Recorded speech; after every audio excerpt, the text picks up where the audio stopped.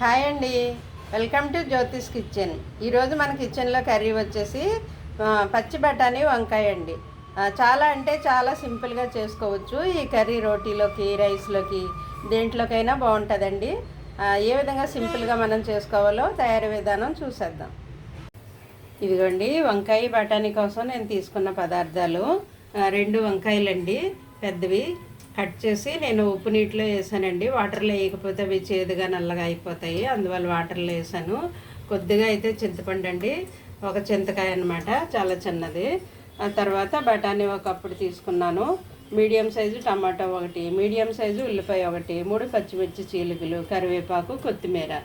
ఇవండి వంకాయ బఠానీకి నేను తీసుకున్న ఇంగ్రీడియంట్స్. ఇప్పుడు స్టార్ట్ చేద్దామండి కర్రీ వండడం. ఇదిగోండి, స్టవ్ ఆన్ చేసి కడాయి పెట్టాను నేను పొయ్యి మీద. వంకాయ బఠానీ కదండి, కర్రీయే కదా, ఎక్కువ ఆయిల్ పట్టదు. అది 1 స్పూనే వేసాను నేను. ఆయిల్ హీట్ అయిన తర్వాత మనం డైరెక్ట్ ఆనియన్ వేసేద్దామండి. ఇందులోకి పోపులేం అక్కర్లేదు.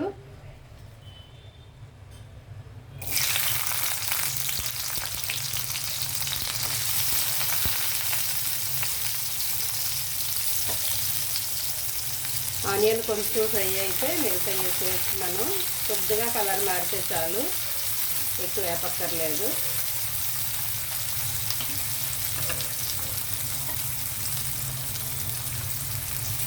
ఇదిగోండి, కొంచెం కలర్ మారాయి ఆనియన్. నేను టమాటా వేసేస్తున్నాను.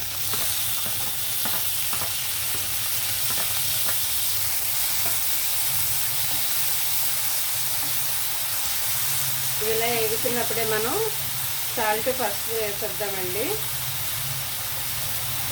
కూరకు సరిపడా వేసేస్తున్నాను నేను సాల్ట్. ఒక 1/2 స్పూనే వేసాను, కర్రీ కూరగాయలను బట్టి. ఇదిగోండి సాల్ట్, ఇది పసుపు కూడా 1/2 స్పూన్.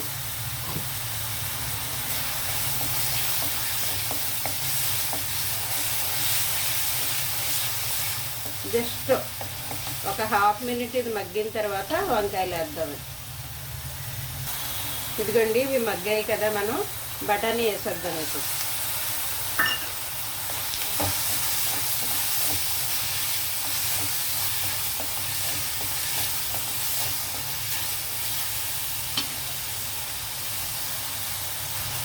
ఇవి ఇలా మగ్గుతున్నప్పుడే మనం కూరకు సరిపడా సాల్ట్ వేద్దామండి.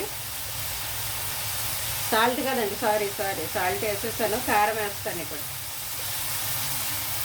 ఎందుకండి, కారం 1 స్పూన్ వేసాను.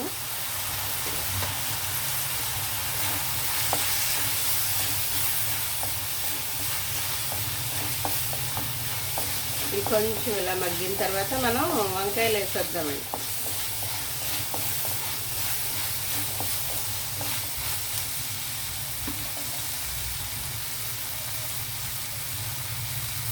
మగ్గాయండి, వంకాయలు వేస్తున్నాను. బఠానీ చాలా మంచిదండి, ఇందులో విటమిన్స్ ఉంటాయి కదా, ప్రోటీన్ ఉంటుంది, ఆ తర్వాత ఏమో ఫైబర్ ఉంటుంది. కాన్స్టిపేషన్తో బాధపడే వాళ్ళకి ఇది మంచి మెడిసిన్లా పనిచేస్తుందండి.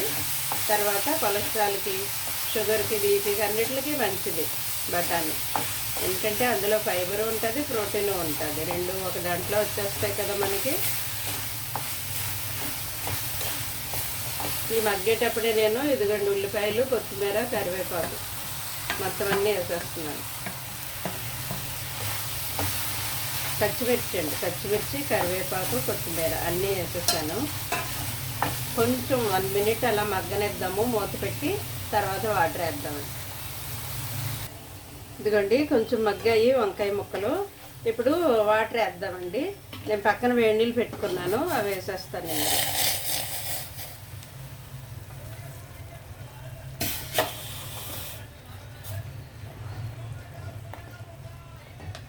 ఇదిగోండి, ఇప్పుడు వేడి నీళ్ళు వేసాం కాబట్టి తిరగబడిపోతుంది తొందరగా. మీడియంలో పెట్టాలండి, మంట మీడియంలో పెట్టి ఉడకనిద్దామండి కర్రీ. ఇదిగోండి, కర్రీ చూద్దాము. ఉడికిందండి, వంకాయ బఠానీ ఉడికిపోయింది కదా. మనం ఇప్పుడు చింతపండు పులుపు వేద్దామండి. ఇదిగో నానబెట్టుకున్న చింతపండు నేను రసం వేస్తున్నాను.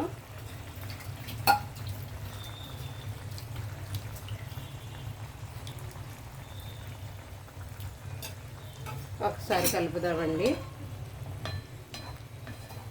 వంకాయలు ఏమైనా కూరగాయలు ఇలా ముక్కలు ముక్కల్లా కనిపించాలండి. కొంతమంది ఊరికే గరిటతో కలిపేస్తారు, అవి మెత్తగా అయిపోయి గ్రేవీలో కలిసిపోతాయి. అలా ఏ కర్రీ బాగోదు అసలు, ముక్కల్లాగా కనిపించాలన్నమాట తినేవాళ్ళకి. కానీ ఉడకాలి, ఉడకకుండా ముక్కల్లా దించేయకూడదు. నేను ఇందులో కొంచెం జీరా ధనియా పౌడర్ వేస్తున్నాను, ఒక 1/2 స్పూను. ఇప్పుడు పులుపు వేసాం కదండి, ఇది 1 నిమిషం ఇలా ఉడకాలి. ముక్కలకి పులుపు పెడితే తర్వాత ఆపడమే, కొంచెం దగ్గరికి ఎగరాలి. చూద్దామండి కర్రీ. ఇదిగో చూసారా, దగ్గరికి ఎగిరిపోయింది. ఇలా ఎగిరితే చాలు. ఇప్పుడు లాస్ట్లో నేను మరలా కొంచెం కొత్తిమీర వేస్తున్నానండి పైన. అంతే, అయిపోయింది. మన పచ్చి బఠానీ వంకాయ కర్రీ రెడీ అయిపోయిందండి. డిష్ అవుట్ చేయడమే.